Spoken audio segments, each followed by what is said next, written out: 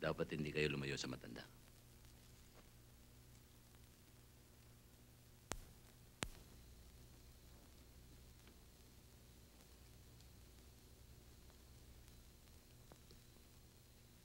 Roman.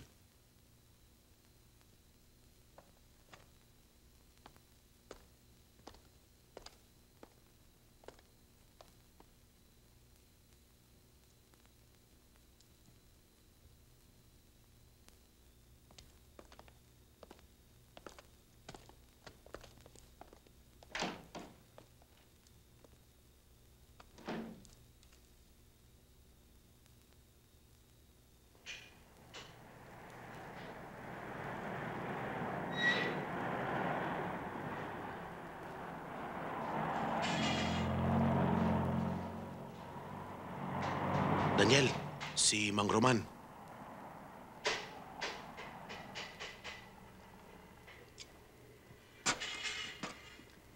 Maning, ikaw nang bahala dito.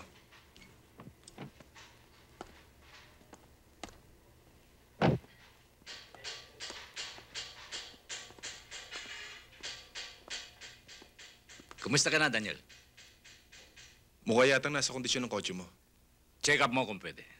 Asikasuhin mo kagad. Roman! Daniel! Dito na kayo sa taas mag-usap na makapagkapi kayo.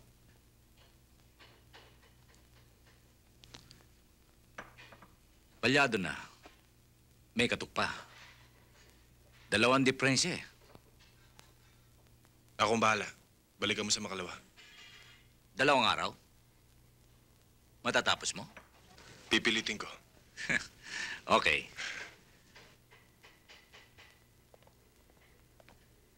Hi. Thank you, ah. Ika? Ang laki na nito, ah. Ang tagal mo na kasing hindi napapasyal eh. Anong grade ka na ba? Grade 2 na po. Grade 2? Abay, sandali na lang pala, Celia, eh. May abogado ka na. O, paano, Daniel?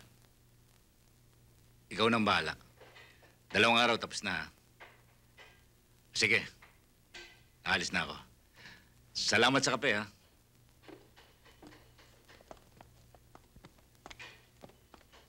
Bakit hindi mo subukan umakyat ng Baguio? Pagka-tune up ng kotse. Di mas lalo magaling at na makapagbakasyon tuloy. Good. Sige, Sama po ako sa Baguio. hindi po pwede. May pasok ka pa, di ba? Pasalubong na lang po. Sigurado yun. Yay! Kailan bang lakad mo? Kapag naayos ko ang trouble ng kotse ngayon, baka mamayang gabi rin natin.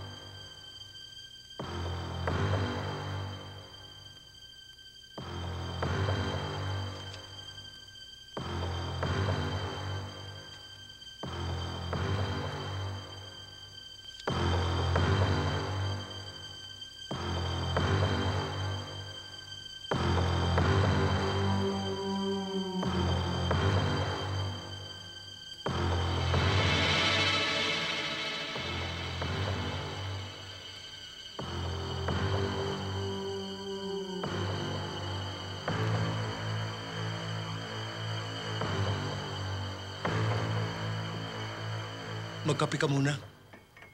Salamat, Mandoming. Meron pa bang ipinagbilin si Roman? Meron. Tumuloy ka na raw sa Baguio. Alam mo na daw kung saan hahanapin ang kontak natin doon.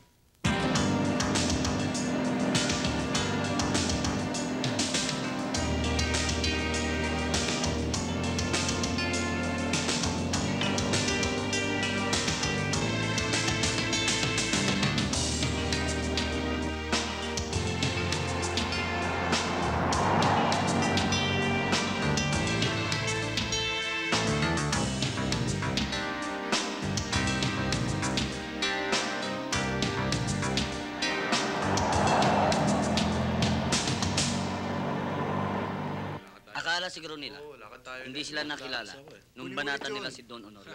Hindi nila alam, maraming espiya yung matanda. Ang kailangan kong malaman, ang galaw ng mga yon. Lalo na kung nag-iisa. Siya nga pala, hanap mo ako ng masasakyan. Ariglado, bossing. Naka-ready na yun.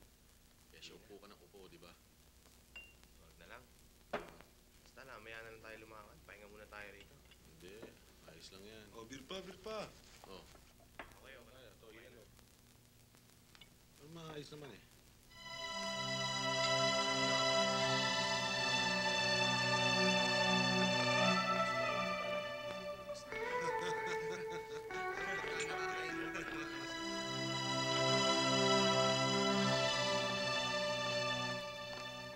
Ayun sila. Ayun sila, oh.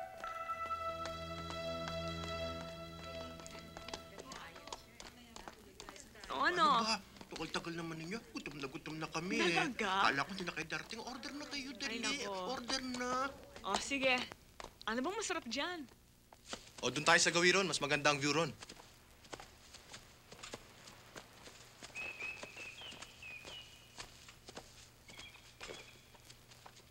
Ay! Wala ba mga gentleman sa inyo dyan? Tulungan naman niyo ako dito.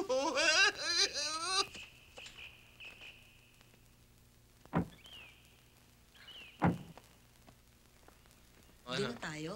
Pagod ka ba? Haba ng biyahe. Ay, malapit na tayo. Dahan-dahan, ha?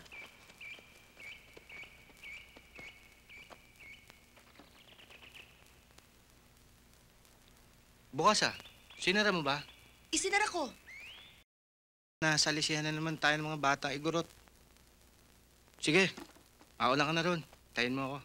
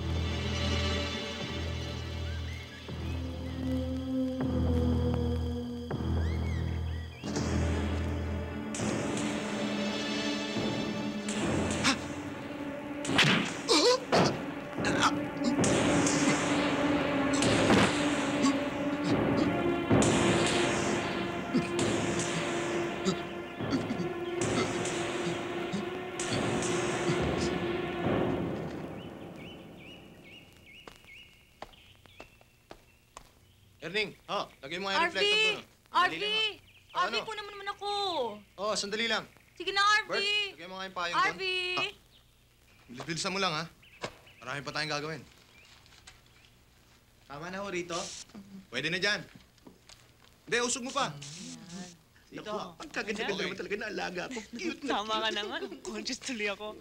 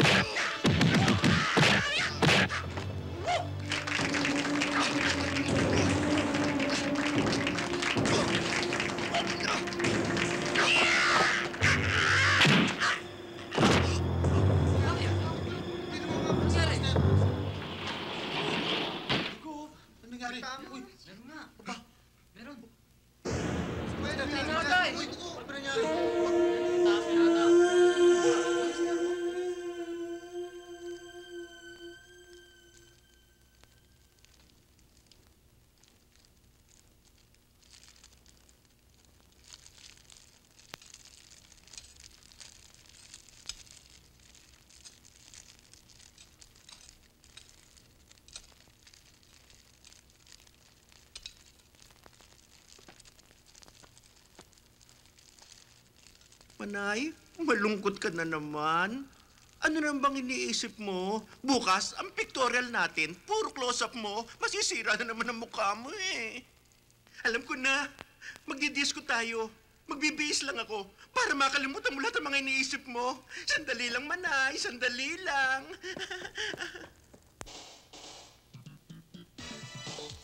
Smile. Yes, yes, yes. Lovely. Very good, Dolores. Okay, one more. There. Okay, one more. Okay. Very good. Okay, smile. That's it, that's it. Lovely. Careful.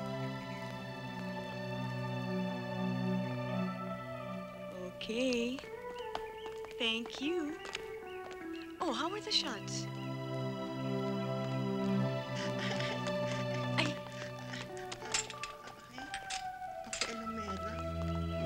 ate, oh. Oh, Thank you. Ang mabuti pa, magpa-retouch ka muna kay Barbie para sa susunod nating mga session. Ano, bossing? Tapos na ang trabaho? Siya nga pala. Salamat sa tulong mo. Wala yon. Huwag ka muna bumaba. Bakasyon ka muna dito, bossing. Hindi ako pwede magtagal. 2 araw na ako dito. Baka mag-alala si Roman. Okay lang, bossing. Next time. Pero sana sa susunod, may oras ka na. Sige.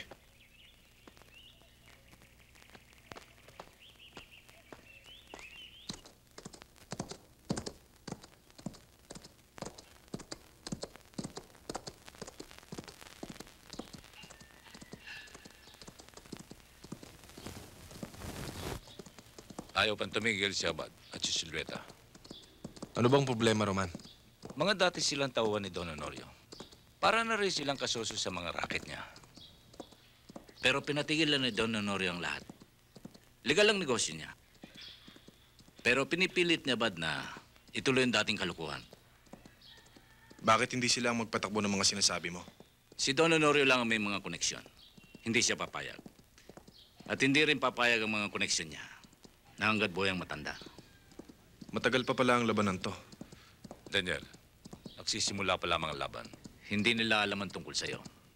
Umuwi ka na. Magpahinga ka. Ako na lang kukuha ng kotse mamayang gabi sa talyer. Sige. Mag-ingat ka. Good luck.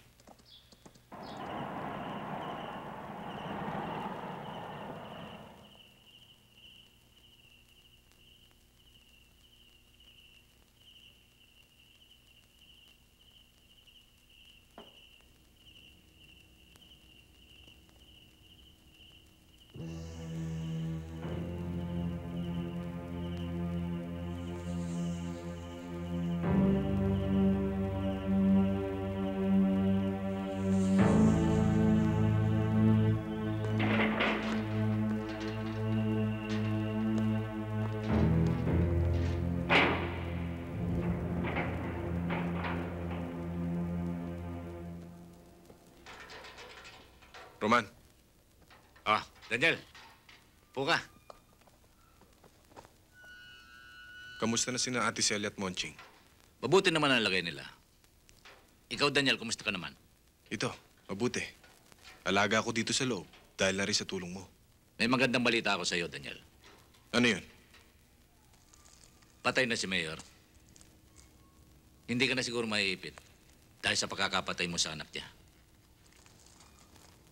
Nagawa ko yun. Dahil pinatay nila si Inay. Alam mo yun. Kung ganun, pwede ko nang lakarin ang paglaya mo.